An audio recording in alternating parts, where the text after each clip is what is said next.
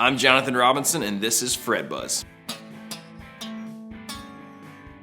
Hello, welcome back to the Fret Buzz. The Fret Buzz, if you've never tuned in before, is where I go through my favorite things in the YouTube world for the guitar community for the past week or so, bring them to you, and that way you don't have to necessarily surf through hours and hours and hours of YouTube content to find cool things to watch.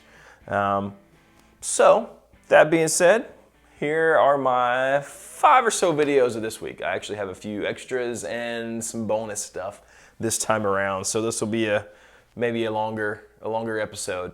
Video number 1 is a fairly large channel. I always like to mix it up between large and smaller channels so that everybody is represented. This is actually Premier Guitar. Now, I can remember being a teenager and getting all the guitar magazines, Premier Guitar, Guitar World, Guitar Player, and mostly to learn the songs and the lessons out of them. And then after a while, I just, you sort of lose interest with the popularity of YouTube and things like that, where we can watch videos and see people do things. My love for all those magazines sort of faded, I suppose. But they still put out videos.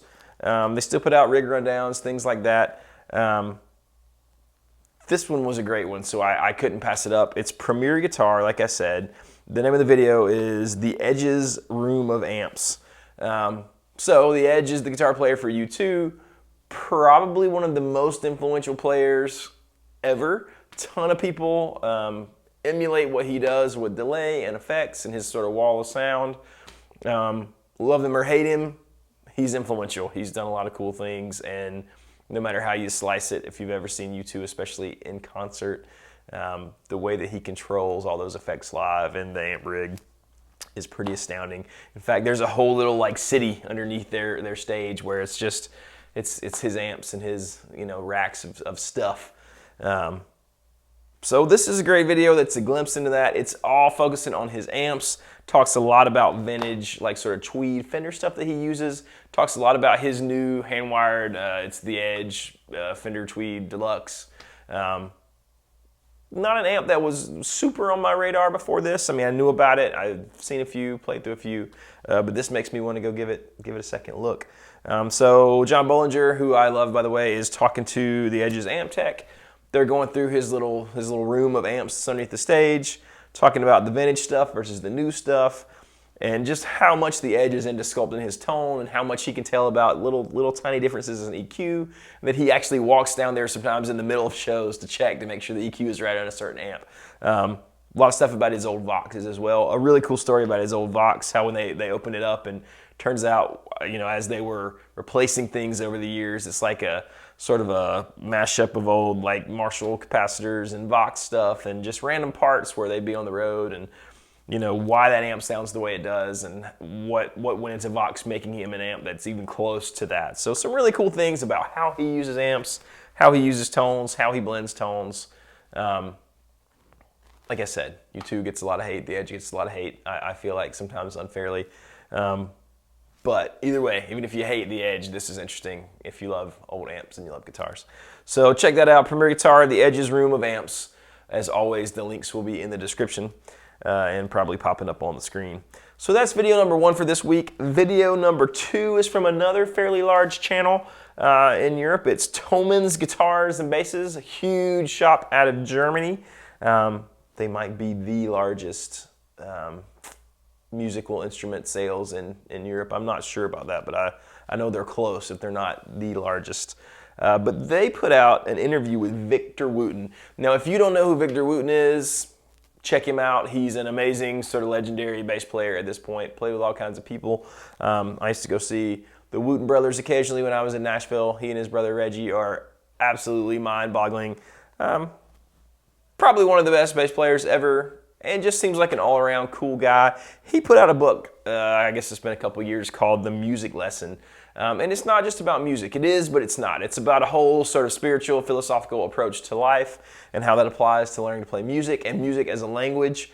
It is ridiculously interesting. It's really eye-opening and just gives you a lot of things to sort of mull over and think about. I would recommend that book to anyone. They talk about those things, and he actually has a new book coming out, I guess, in a few months. They talk about life sort of during the pandemic for musicians, what that looks like, the increased family time, all kinds of cool things. I just found it really interesting because I think Victor Wooten is really interesting, and he's got a really cool take on life. The interviewer is great. She does a great job. She's obviously prepared, and it's a fun interview. So check that out. Toman's Guitars and Basses is the channel. Victor Wooten Interview 2020. And then check out Victor Wooten's book, The Music Lesson, as well. Pretty awesome stuff. Both worth a read or a listen. Video number 3. I've followed these guys for quite a while. I think the first thing I ever saw from them was a cover of War Pigs, which was absolutely fantastic. Followed by, some Allman Brothers covers that I've watched of them. They're called The Main Squeeze. They are a band. They do a ton of stuff on YouTube. I believe, at least how I came to them, was through their cover videos on YouTube. I think that was how their sort of rise to relative stardom happened. You guys correct me in the comments if I'm wrong. But anyways, the band and the YouTube channel are The Main Squeeze. They just put out a cover of Layla by Derek and the Dominoes. It's called Layla, Derek and the Dominoes, live from the Squeeze house. They are playing beside like a pool. They've done a lot of their videos there. The lead guitar player playing at SG always kills it, and this one is no exception. He absolutely crushes all the parts in Layla. He always stretches out on the solos. He does it here. They do a ridiculous job with the outro. It's just cool, man. It's just a great video. It's a great song. It's a great cover. The singer is fantastic. The whole band is fantastic. The grooves are always amazing. Watch them and then go just watch all their other videos. Just find the songs that you love and watch them do it. You'll be impressed, I promise. The Main Squeeze, Layla, Derek and the Dominoes, live from the Squeeze room, or the Squeeze house. I will ask you this. Sean and I were in the shop when I was telling him what my list of videos were for the day. He said he loved Layla, which in my opinion is like a perfect song. It's amazing. I've always loved it. I love Eric Clapton. I love Derek and the Dominoes in particular. Sean said he does not necessarily get or like the outro to Layla. I think there was probably a time when I maybe felt similar, but I've grown to love it and think it's absolutely phenomenal. So you let me know when you listen to Layla, do you want to hear the piano outro jam or not? I say absolutely yes. I would love to hear your opinions on whether or not that outro is a good thing, whether or not it fits. Is it cool? I say yes. We'll see what you guys say in the comments. So that's video number 3, The Main Squeeze. Check them out. Video number 4, not as big of a channel. It's Jeremy Shepard. A lot of his videos are, they say, Guitar Hunter.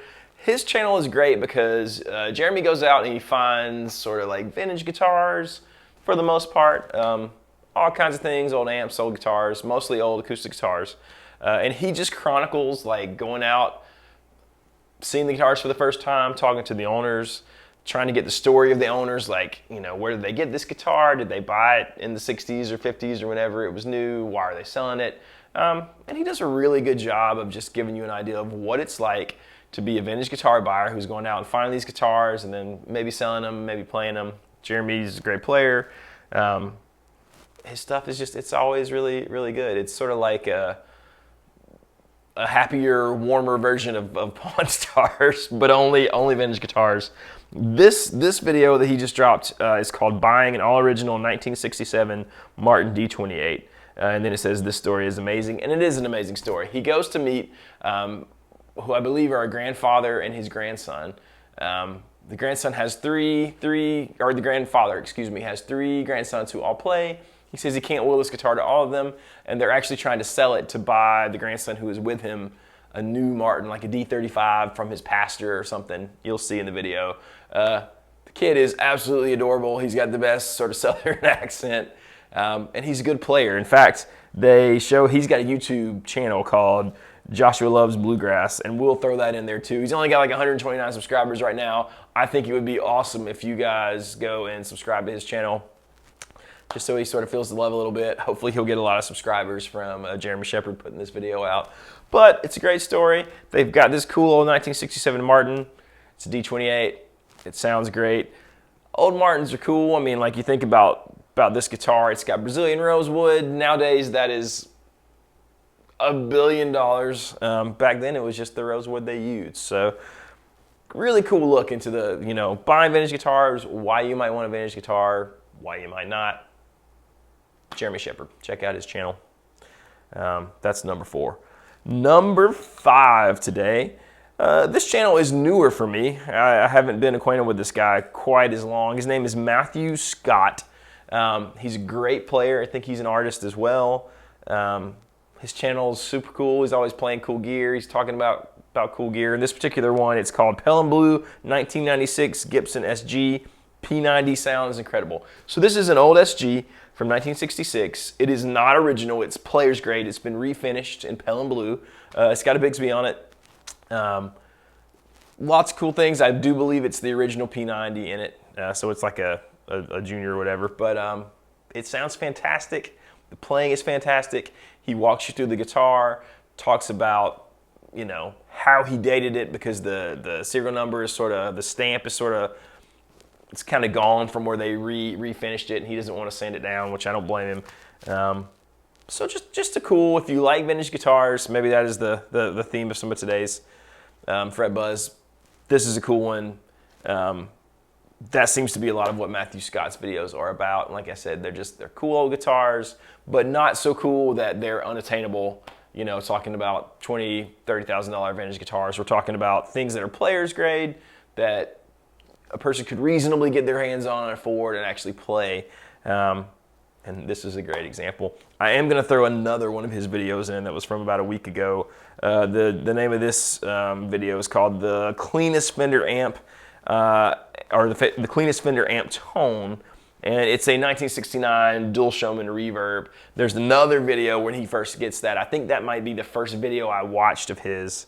And it's just really cool because he's got this giant dual Showman head, this like 100-watt amp on these big old, it's probably 215s. I don't know what the cab is, but absolutely fantastic tone. Ridiculously loud, totally unusable for most gigs today, but just cool. So check that out. Matthew Scott's channel, Pale and Blue 1966 Gibson SG with a P90. I do want to give you a bonus channel today, This is actually one of my friends. He is fantastic. He's a guitar player in Nashville, Tennessee.